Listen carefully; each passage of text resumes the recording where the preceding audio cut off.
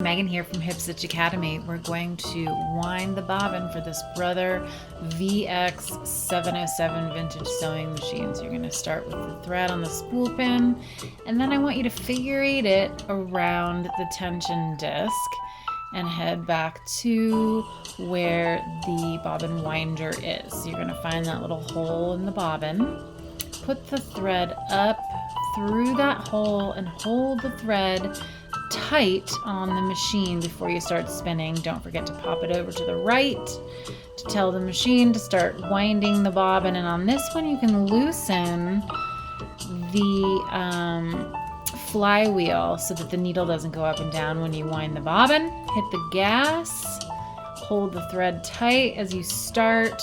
It'll start to wind, and then I usually stop and just clip the thread. It's going to go up and down until it fills up.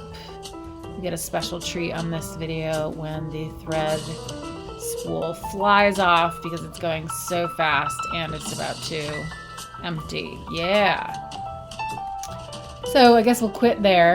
Cut the thread, put the bobbin winder back in the left position, and you've got your full or almost full bobbin. Make sure it's winding around the bobbin counterclockwise, and you put it into that bobbin case. Find the little slit in the bobbin case, get yourself to the hole, and you are set.